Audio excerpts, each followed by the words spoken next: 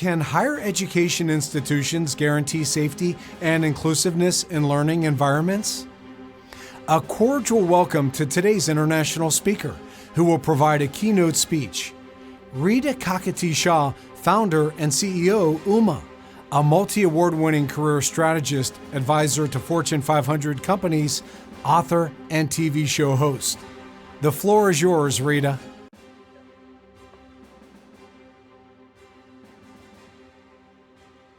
Thank you so much for having me at this incredible conference. It's really an honor to be here. So today I'm going to be talking to you about the role of education in safety and inclusion.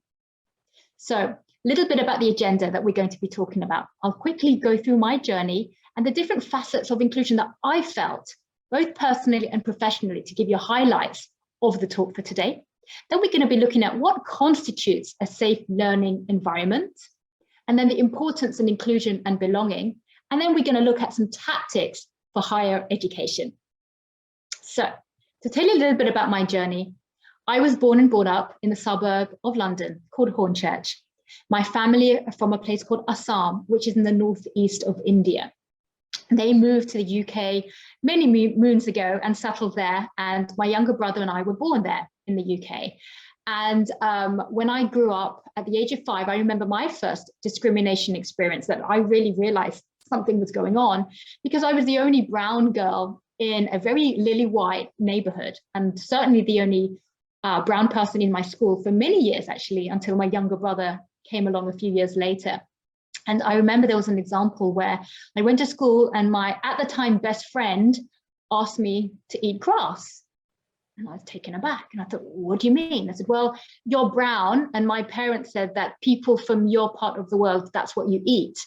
And I was really, really taken aback. That was really my first slap on the cheek, that, wow, I felt different all of a sudden. I had a bit of a mouth on me though. So I responded back to say, I've never eaten anything off the ground. Can you show me how it's done? And everybody started laughing around them, and that person promptly stopped doing that.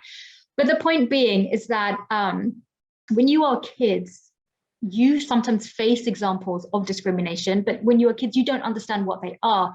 Quite often it comes from somewhere else. It comes from a messaging that you're given at home, from your family, from parents, from peer groups, from what you're seeing in the media. And that is really what shapes you. So that is what shaped me at the time, thinking that was the first time I noticed feeling different. Having said that, a week later, that same child and me, we were best friends again, because that was all done and dusted and forgotten, and there must have been a different conversation that happened at home. But that still scarred me. You know, that is something that you remember forever. As I went through my formative years, I studied at King's College London, my alma mater. I did a maths and management there.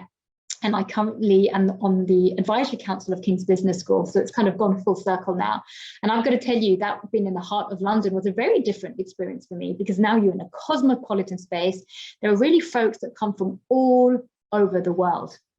And in that sense, I felt a lot more like a sense of belonging. It's that sense of belonging where you feel like this is really your place. And I really felt that at King's. One thing I would say, though, is that I was the only Indian of Assamese origin there.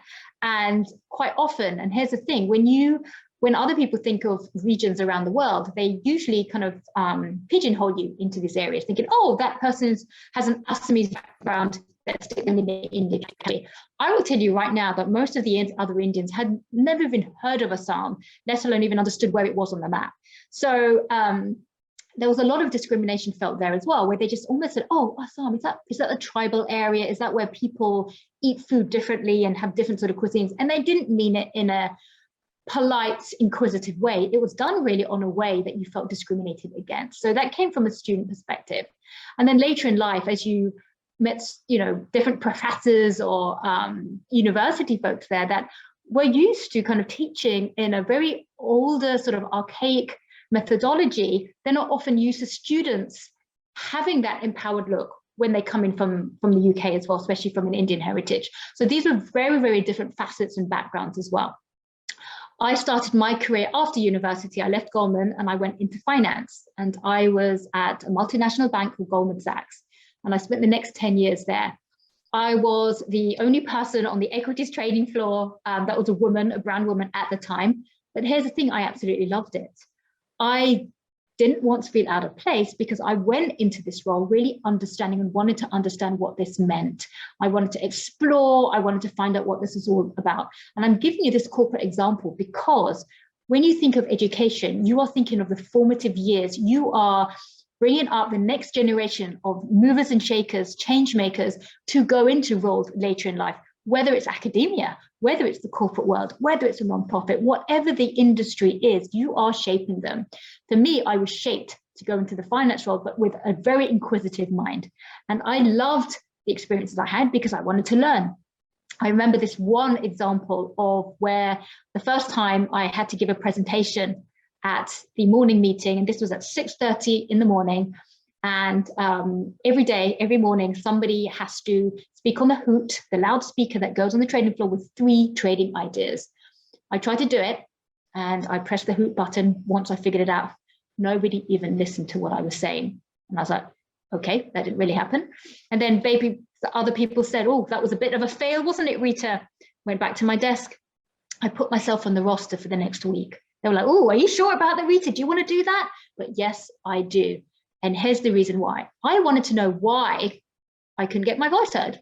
I honestly it didn't even cross my mind it was because I was a woman. I thought, no, there's something there. I spent the next 5-6 days observing how my other colleagues did this. There were some that were not very great to listen to, others that were really fascinating, that everybody, pin drop silence, were listened to. I would watch their behavior. I would watch what they did, their body language, how they said it, how did they stand, what do they do with their hands, what is it about them that stood out to everybody else? So I followed this and I did the pursuit. And I realized that the 3 ideas people were given were actually pretty good ideas. And I also noticed in that room in the morning, there were certain voices that were louder and some were quieter. People tended to listen to the louder voices. This same sitting is true in the academic arena too. You see some students that will put more hands up, and naturally, if you are in a teaching position, you may be more likely to pick those names rather than looking around the room and saying, okay, who has a voice to share? And so I looked around the room where I was and I thought, okay, I want to do that. Came the morning, I remember 5:45 a.m. is when I got there to do my 3 research ideas for my next morning meeting. And I spoke to the 3 loud people that I had observed, and I asked each of them for 1 idea each. And I did that, and then I went into my morning meeting. I turned on the hoot. I stood up this time. Yes, I was the shortest person in the room, and that could be because I was a woman, I don't know. But so I stood up this time and I leaned forward. And I didn't say anything until the room was silent. It took a few seconds, the room was silent, and then I started to speak. And my 3 ideas, I gave credit to the 3 people I spoke the ideas from. What that meant was they wouldn't interrupt me, but they actually applauded me when I mentioned their ideas. It made them look good, it made me look good because they now supported me, and everybody listened. And from that moment onwards, I set my stake on the trading floor, and it became mine. Similar to that, I had so many examples in life where I thought, okay, how do you get that sense of belonging? Why is it so important? Because if you don't feel that sense of belonging, you feel like it's not really meant for you. And then it's a journey that is really hard to take. Soon after I transitioned into the pharmaceutical industry, I was in business development. That took me around the world. I now live in New York, which is where I settled after I got married. And I have 2 small children, a 7 and a 9-year-old. And when they were very young, I took about 3.5, 4 years off to raise them. I have to tell you one thing. Out of all of the many roles I've ever been in, whether it was in investment banking, whether it was in the pharmaceutical industry, crossing multiple time zones at time, nothing beat my journey of motherhood. It was not just 24/7. It was by far the toughest, most challenging job I'd done. You don't ever take a sick day. It's nonstop. You're always on call. It's a Saturday morning. I want to have a lie-in. It doesn't work that way when you become a full-time parent, become a mum. So things like that, I learned a lot, but I also learned skills that I didn't learn when I was in the paid professional workforce. So I very much called motherhood a career, not a career break, but a career, because it very much was, and I was picking up skills of this specific career. Communication and negotiation, just 2 of the examples that I really picked up and became so great at because of this new role of mine. But then fast forward 3 or 4 years, when my kids were now old enough for me to kind of think about school, daycare, trust somebody to watch them during the day if I wasn't there. And I thought about, what role do I want to do? And I noticed there was a disconnect between this incredible pool of other fellow women and other minority groups that had taken some time for family, for other reasons, whatever it was, and the paid workforce. So I started off UMA, really that empowerment journey to help women and minorities later on in life. So what is UMA? What is it that I do? So we have offices and presence all over the world, and it really is an international platform that works across academia, that works across finance and corporations, that helps to shape policy forums in terms of empowering confidence, inspiring success, and really building up leadership and resilience, specifically in the formative minds of the youth, girls, minorities around the world. So that's what I do for a living. I just released a book called The Goddess of Go-Getting as well, specifically addressing my personal and professional journey as well, to talk about the issues of culture, corporate, academia, and empowerment as well. Now we're going to be talking about safe learning environments. So here's a question that I want you all to ponder in the audience. Why do you even need a safe learning environment? So take a few seconds to really think about that. What is it about? We all hear about safety. We all hear about it's being conducive to learning, but why? What is it about that? What is it the research shows? Why do we need this in the first place? Well, here's one thing that research shows, that students who don't feel like they're in a safe environment, who have that fear, who are afraid for whatever reason, they often don't go to school. They don't often go to the university. They stay away from their education environment. And if they stay away from that, they can't get educated. They can't become that change maker later on. So that's the fundamental issue of why do we even need to look for the safe learning environment. So what does a safe learning environment actually focus on? What is the reason we're even here today? What is the reason that's really driving the focus of this conference? Well, I like to think of it as not just a balance of just one thing or another, but I like to think of it as a holistic, all-rounded balance of looking at, yes, academia is very, very important. Like, what are the grades that people are learning? Are they paying attention in class? What are they asking the right questions? How are they in test taking? Are they putting their coursework in on time? Things of academic achievement. But also, equally, if not more important, is also maintaining that learning standard, that ethical standard as well. When you think of safety, safety isn't just about, can you defend yourself? Can you learn correctly? But what are the ethics that the university, the educational institution is promoting out there? Are they of a high ethical standard? Is there a code of conduct that protects the students, the faculty, and the university from delivering to the best of their ability as well? Ultimately, what does this do? It fosters a positive relationship between faculty, between the staff, and the students, between the learners and the movers and shakers of tomorrow. So this is fundamentally why this is so important. It seems to be a topic that we will talk about, but ultimately this is the reason why we think of that. And one thing I really wanted to mention, that we think of education as being just what the students do, what happens with faculty on campus or hybrid, if for those institutions that are still running hybrid or remote models now. But ultimately, it's got to be a holistic approach, again, of encouraging what happens in the home, what happens outside of university, to have that partnership together. The only way that safety, that students, that academia, that learning will take place in its full format is if you encourage that full-on partnership between parental and community involvement as well. And that's very, very important to establish in this talk for today.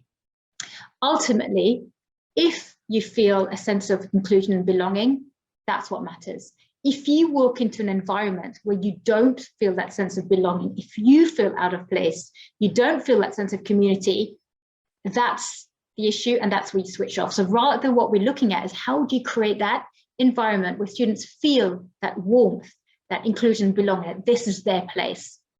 So now let's look at inclusion and belonging and take a few minutes there. So I wanted to, again, ask you the question, why do you think people leave their environment, whether it's the work environment, whether it's the academic environment, whether it's whatever it is, that's something that you might be in a job, you might be a student in the classroom, you might be a student that is in a club. What makes you want to leave that environment that you're in? So have a few minutes to think about that, of examples, either yourself personally or other people that you know of, and what are those driving factors there. I'm going to share some stats with you now. So one of it is a lack of trust.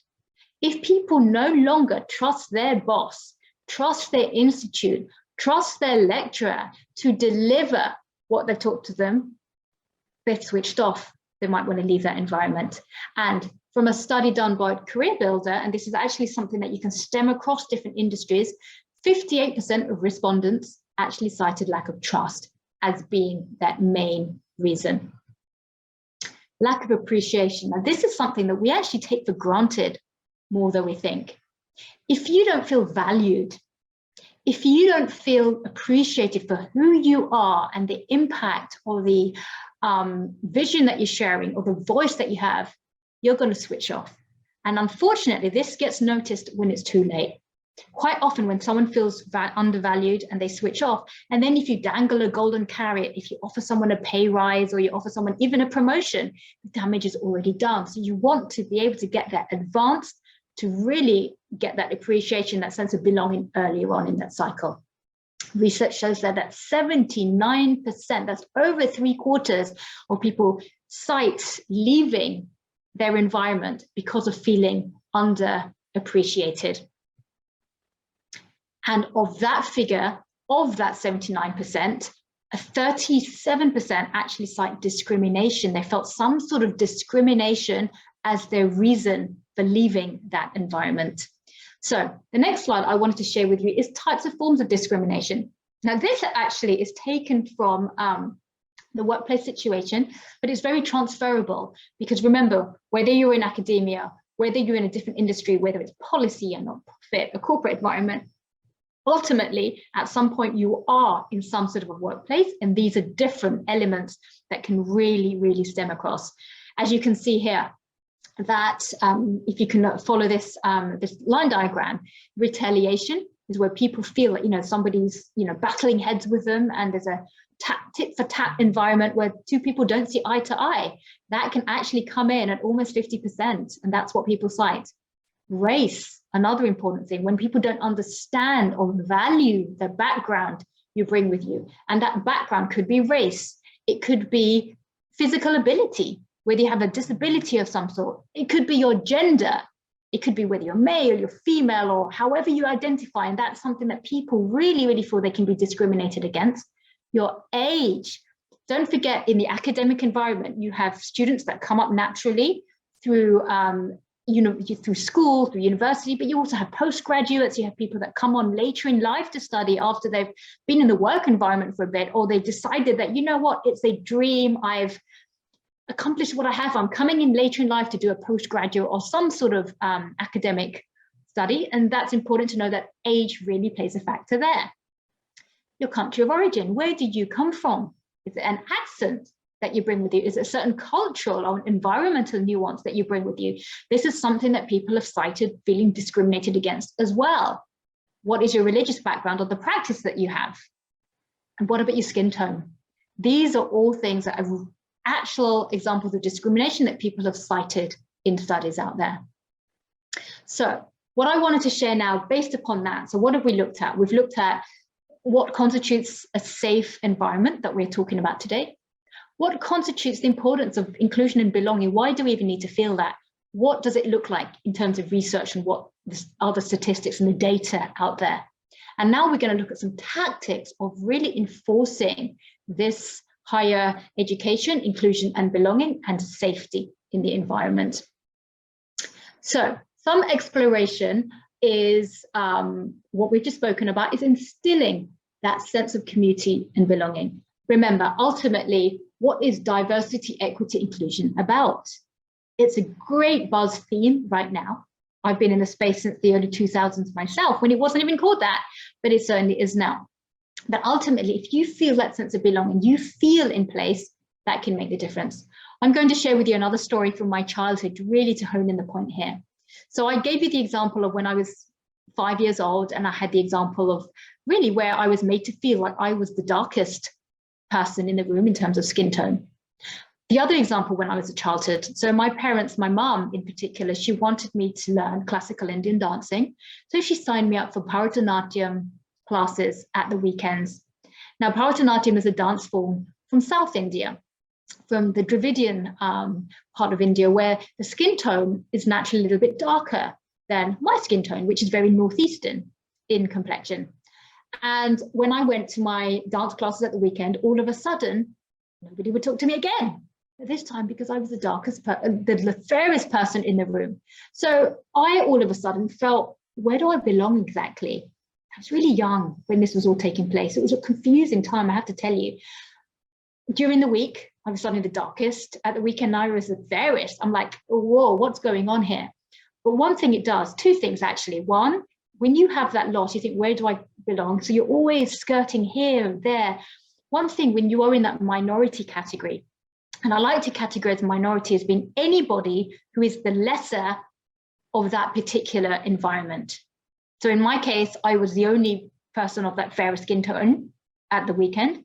During the week, I was a darker one. You could be a minority if you are vegetarian and you're in a room full of meat eaters. You are then a minority. The point being, everybody at some point has felt that situation where you haven't fully felt that you've been in that sense.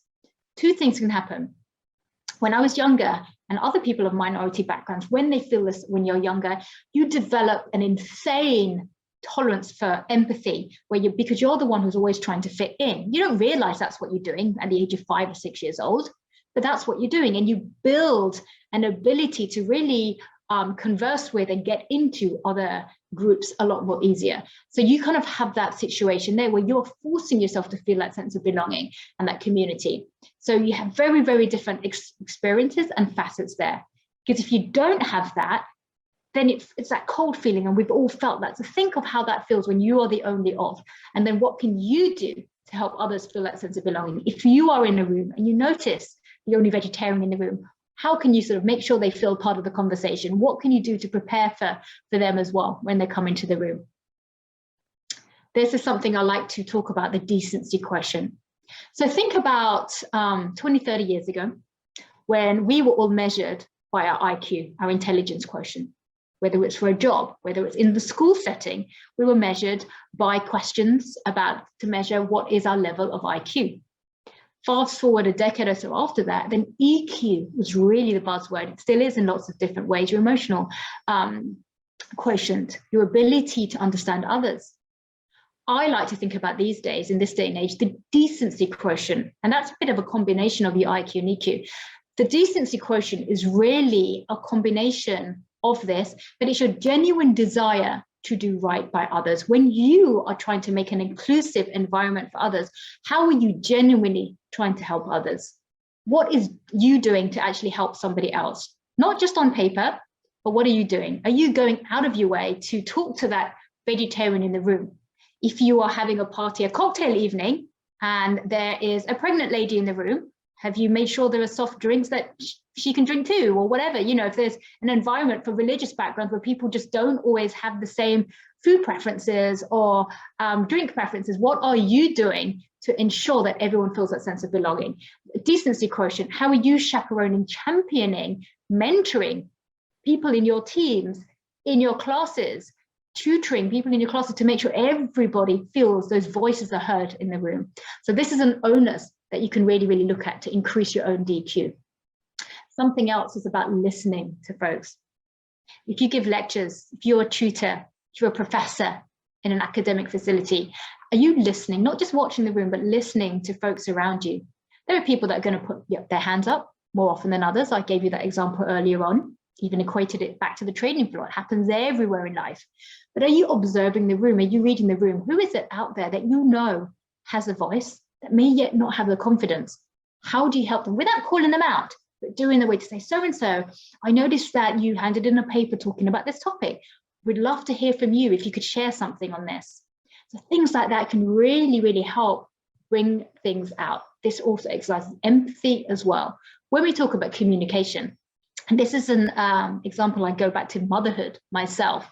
When we talk about communication, we very, very much think about what do you do to, do you stand in front of a room? Do you give a presentation? But what do you do else than that? I found out myself that empathy, listening, reading the room, understanding cues, visual cues, non-verbal cues are just as, if not more important. These are all things that you can actually do, measuring the room, as I said. I like to think of all of what I've talked about as being rules of the playground to lead this example. So I've taken a lot of these examples from my book that I mentioned. It's called The Goddess of Go-Getting. I don't know if you can see my screen.